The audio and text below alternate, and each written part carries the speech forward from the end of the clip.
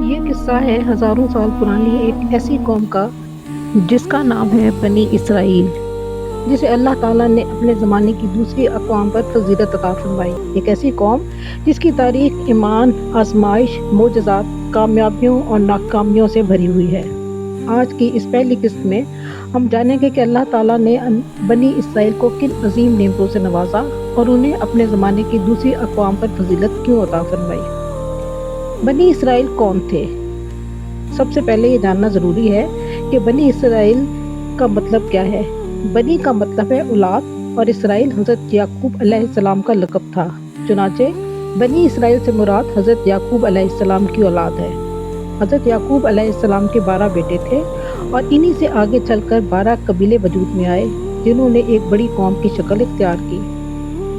قرآن مجید میں اللہ تعالیٰ فرماتے ہیں، اے بنی اسرائیل، میری اس نعمت کو یاد کرو جو میں نے تم پر کی، اور یہ کہ میں نے تمہیں تمام جہانوں پر فضیلت عطا کی۔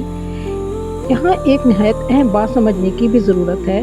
یہ فضیلت کسی نسل، رنگ یا خاندان کی وجہ سے نہیں تھی۔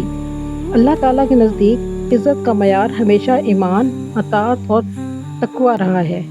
بنی اسرائیل کو فضیلت اس لیے دی گئی کہ وہ اپنے زمانے میں اللہ کی ہدایت اور توحید کے علم بردار تھے، اور ان کے درمیان اللہ کے برگزیدہ انبیاء موجود تھے۔ اسرائیل پر پہلا معجزہ فرعون سے نجات تھی، جس نے بنی اسرائیل کی تاریخ کا رخ بدل دیا۔ یہ واقعہ تقریباً 3500 سال پہلے پیش آیا۔ اس وقت مصر دنیا کی عظیم ترین سلطنتوں میں شمار ہوتا تھا اور اس پر فرعون کی حکومت تھی۔ فرعون نہ صرف ایک ظالم حکمران تھا بلکہ اپنی قوم سے اپنی عبادت بھی کرواتا تھا۔ بنی اسرائیل کئی نسلوں سے اس غلامی میں زندگی گزار رہے تھے۔ ان سے سخت مشقت لی جاتی تھی، ان کے بیٹوں کو قتل کیا جاتا تھا اور ان کی عورتوں کو زندہ چھوڑ دیا جاتا تھا۔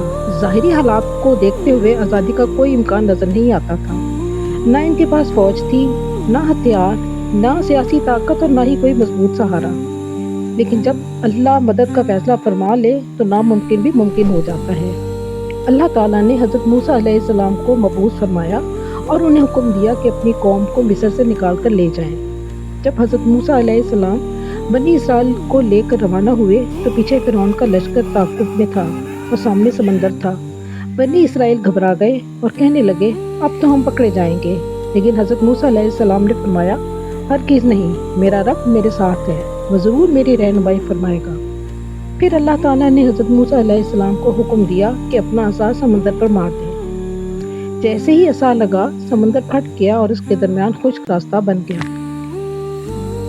بنی اسرائیل بحفاظت گزر گئے، جبکہ فرعون اور اس کا لشکر سمندر میں غرق ہو گیا۔ یہ صرف ایک نجات نہیں تھی، بلکہ اس بات کا اعلان تھا کہ اللہ جب چاہے تو فطرت کے قوانین بھی اپنے بندوں کی مدد کے لیے بدل دیتا ہے۔ دوسرا عظیم انعام تھا من و سلویٰ۔ فرعون سے نجات کے بعد بنی اسرائیل صحرائے سینا میں داخل ہوئے۔ یہ ایک وسیع اور خشک علاقہ تھا جہاں لاکھوں افراد کے لیے خوراک کا انتظام کرنا انسانی طور پر ناممکن تھا۔ لیکن جب رب نے انہیں فرعون سے بچایا تھا تو وہ ان کے رزق کا بھی ضامن تھا۔ اللہ تعالیٰ نے ان پر من اور سلویٰ نازل فرمایا۔ مفسرین کے مطابق من ایک میٹھی غذا تھی جو شبنم کی طرح ظاہر ہوتی تھی، جبکہ سلویٰ ایک پرندہ تھا جسے عموماً بٹیر سے تشبیہ دی جاتی ہے۔ ہر روز اللہ تعالیٰ ان کے لیے رزق مہیا فرماتا تھا۔ یہ صرف کھانا نہیں تھا بلکہ ایک مسلسل یاد دہانی تھی کہ بندے کا اصل سہارا اس کا رب ہے۔ بنی اسرائیل تقریباً 40 سال تک صحرائے سینا میں رہے اور اللہ تعالیٰ نے ان کے لیے خصوصی رزق کا انتظام فرمایا۔ یہ اللہ کی عظیم نعمتوں میں سے ایک تھی۔ تیسرا عظیم انعام بادلوں کا سایہ۔ صحرا کی تیز دھوپ اور شدید گرمی میں سفر کرنا آسان نہیں ہوتا، لیکن اللہ تعالیٰ نے بنی اسرائیل پر ایک خصوصی کرم فرمایا۔ قرآن مجید میں ذکر آتا ہے کہ اللہ تعالیٰ نے ان پر بادلوں کا سایہ کیا۔ سوچئے، ایک طرف وسیع صحرا، دوسری طرف سخت گرمی، اور اس کے باوجود اللہ تعالیٰ کی رحمت ان کے ساتھ تھی۔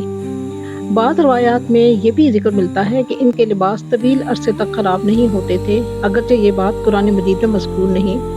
بہرحال قرآن سے یقینی طور پر یہ ثابت ہے کہ اللہ تعالیٰ نے انہیں بادلوں کے سائے جیسی عظیم نعمت عطا فرمائی۔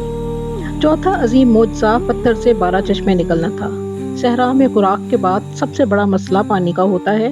جب بنی اسرائیل کو شدید پیاس لگی تو حضرت موسیٰ علیہ السلام نے اللہ تعالیٰ سے دعا کی۔ اللہ نے حکم دیا، اپنا عصا پتھر پر مارو۔ جیسے ہی حضرت موسیٰ علیہ السلام نے عصا مارا، پتھر سے 12 چشمے جاری ہو گئے۔ قرآن مجید بتاتا ہے کہ ہر قبیلے نے اپنا اپنا گھاٹ پہچان لیا۔ اس طرح پانی کی تقسیم کا مسئلہ بھی حل ہو گیا اور جھگڑے کی کوئی صورت بھی باقی نہ رہی۔ یہ صرف پانی کا موجہ نہیں تھا، بلکہ اللہ تعالیٰ کی حکمت اور رحمت کا ایک عظیم مظہر بھی تھا۔ پانچواں اور سب سے بڑا اعزاز، انبیاء کی کثرت۔ ان تمام مادی نعمتوں سے بڑھ کر ایک ایسی نعمت تھی جس کی مثال تاریخ میں کم ہی ملتی ہے، اور وہ تھی انبیاء علیہ السلام کی کثرت۔ بنی اسرائیل کے درمیان اللہ تعالیٰ نے بڑی تعداد میں انبیاء مبعوث فرمائے۔ حضرت یوسف علیہ السلام، حضرت موسیٰ علیہ السلام، حضرت ہارون علیہ السلام، حضرت داؤد علیہ السلام، حضرت سلیمان علیہ السلام، حضرت زکریا علیہ السلام، حضرت یحییٰ علیہ السلام، حضرت عیسیٰ جیسے جلیل القدر انبیاء اس قوم میں تشریف لائے۔ اللہ نے نہ صرف انہیں روحانیت دی، بلکہ حضرت سلیمان کے دور میں وہ عالمی طاقت یعنی سپر پاور بھی بنایا جس کی مثال نہیں ملتی۔ یہی وہ اصل فضیلت تھی جس نے بنی اسرائیل کو دیگر اقوام سے ممتاز کیا۔ اللہ تعالیٰ نے انہیں کتاب، حکمت، نبوت اور رہنمائی عطا فرمائی۔ معزز ناظرین، جب ہم بنی اسرائیل کی تاریخ کا مطالعہ کرتے ہیں تو اصل سوال یہ نہیں ہوتا کہ ان کے ساتھ کیا ہوا تھا، بلکہ اصل سوال یہ ہوتا ہے کہ ہم نے ان کے تجربات سے کیا سیکھا۔ بنی اسرائیل کی داستان ہمیں بتاتی ہے کہ اللہ تعالیٰ جب کسی قوم کو عزت دیتا ہے تو اس کے لیے ایسے راستے کھول دیتا ہے جن کا انسان تصور بھی نہیں کر سکتا۔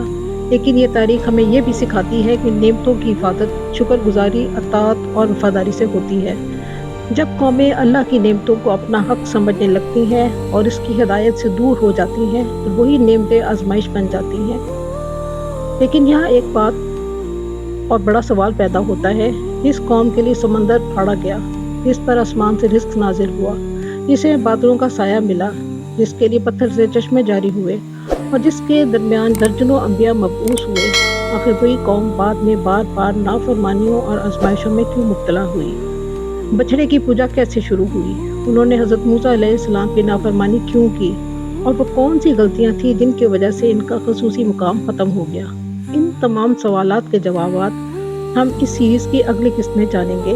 اگر آپ کو یہ معلوماتی سفر پسند آیا ہو تو ویڈیو کو لائک کریں، چینل کو سبسکرائب کریں اور کمنٹس میں سبحان اللہ ضرور لکھیں۔ اگلی قسط تک کے لیے اجازت دیجیے۔ السلام علیکم ورحمۃ اللہ وبرکاتہ۔